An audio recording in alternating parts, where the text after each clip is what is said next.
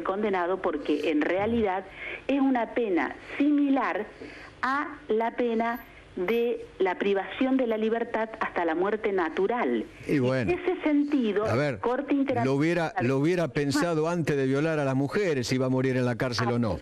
¿A usted qué le importa si el tipo se va a morir en la cárcel o no? Si la pena corresponde, el tipo que se muera en la cárcel.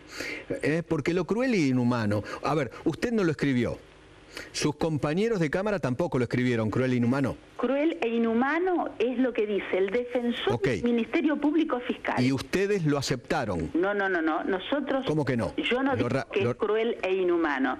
Yo digo, hay que hacer un análisis, en primer lugar, que el Tribunal Oral no puede invocar antecedentes que no pueden ser tenidos en cuenta, como lo hizo. O sea, no le importa, a ustedes no les importa cómo las violaron a las mujeres, si lo hizo en forma reiterada. Si no, nosotros no vamos a hablar de una pena tan grave como es el límite que la Corte ha admitido de la Nación, que 37 años y 6 meses es un límite constitucional de privación de libertad para lo que es una pena temporal.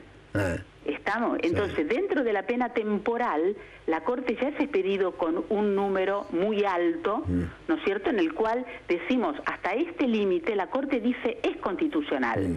Es más, la querella, que es la única, obviamente, que no acuerda con el fallo, las querellas, tienen todo el derecho en este sistema recursivo de ocurrir ante la Corte Suprema, y en una de esas la Corte Suprema dice, sí, efectivamente, 50 años es constitucional. Cuénteme una cosa, doctora. Independientemente de lo que digan los tratados. Cuénteme una cosa. Pero lo que yo le digo es esto. Hoy, con nuestro sistema de tratados, nosotros nos tenemos que adaptar a este sistema, o si no, tenemos que propiciar una reforma constitucional. Claro, por supuesto.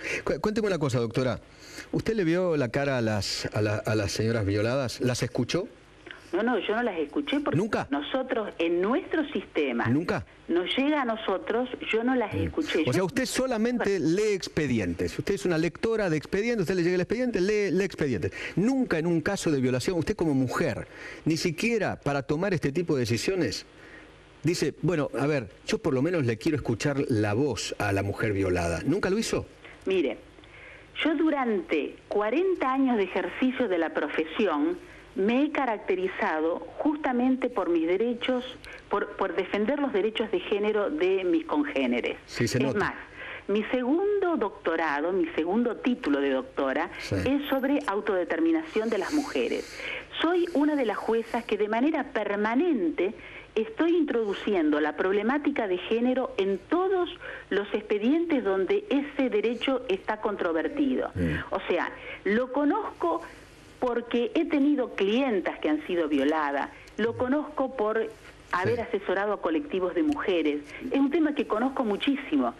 Y yo le digo que una pena que la Corte ha dicho de 37 años y 6 meses como límite, que hasta ese máximo llegó la Corte, no es inconstitucional. Yo estoy diciendo, hasta ahí dijo la Corte, 50 años es mucho tiempo más que eso. Es mucho. ¿Sabe el tiempo que es para una mujer violada? ¿Sabe el tiempo? ¿Sabe que esa mujer se va a morir con la sensación de la violación? Sí, yo conozco. Mientras que ustedes, los jueces, les importa más si el violador va a morir o no en la cárcel. Esa es la preocupación de ustedes, señora. No, yo lo que... Sí, ustedes buscaron en los libros, usted leyó en el expediente, doctora, leyó en el expediente, y después buscó en todos los libros, en los tratados, a ver cómo lo podemos zafar al señor. No. A ver cómo podemos hacer para que no se muera en la cárcel. 7 años y 6 meses de máximo de zafar a alguien. Doctora, ¿usted no escuchó nunca a las víctimas? Nunca las escuchó, ¿no? Yo de este caso. Durante muchísimos años. De este caso. Abogadas de víctimas. Me encanta. La felicito, la aplaudo. En este caso, doctora. Las violaciones sistemáticas a las mujeres. En este caso. De moneda corriente. De manera tal que he escuchado este tema muchísimas veces, o sea, no se crea que yo desconozco la problemática. En este caso concreto, antes de tomar una determinación con el violador, ¿escuchó a las víctimas alguna vez? Mire, no. Querellas. La respuesta es sí o no, doctora, no es tan difícil. Usted puede puede coincidir o no. No, no coincido. Yo le hice una pregunta muy concreta, doctora. No es tan difícil. De acuerdo al trámite de ley. Si las querellas, doctora, escúcheme, si las querellas hubieran ido a la audiencia y hubieran pedido hablar, tenga la certeza de que hubiéramos dado la palabra a todas. Doctora, mire, voy a hacer una cosa. Le voy a hacer escuchar la palabra de una de ellas. Se llama Paula. Escúchela. Tanto para mí como para el resto de las chicas, esto se va a llevar con nosotros toda la vida, así que no sé cómo calificarla. Excesiva es poco. Para nosotros, o sea, 50 años no es lo mismo que 30, ni que 37, ni que 15. Y todo queda en poco, porque para nosotros esto es una condena de por vida. Fue en agosto del 2009. Él atacaba a sus víctimas siempre con una moto. A mí me ingresó a mi casa.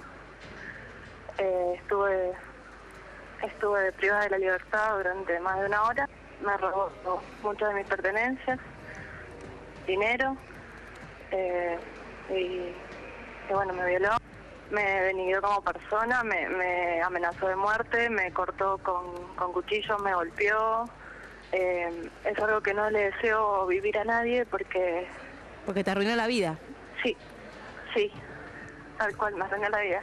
No entiendo a qué se refieren con resociabilización de esta persona, si se le puede llamar, porque él ya había cometido este tipo de delitos, lo volvió a cometer con nosotras y lo va a volver a cometer, y nos amenazó de que nos iba a buscar. Entonces yo cómo puedo vivir tranquila pensando que puede salir si a mí se me arruinó la vida y lo puedo volver a hacer.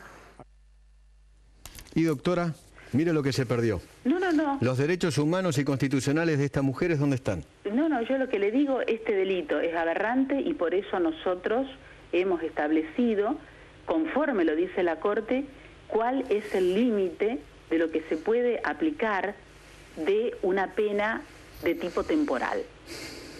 O sea, no es que se le dio un par de años, es el límite que entendemos máximo se puede aplicar. Pero pensando ¿quién? En el delincuente, para que no la pase mal. Pensando en la ley.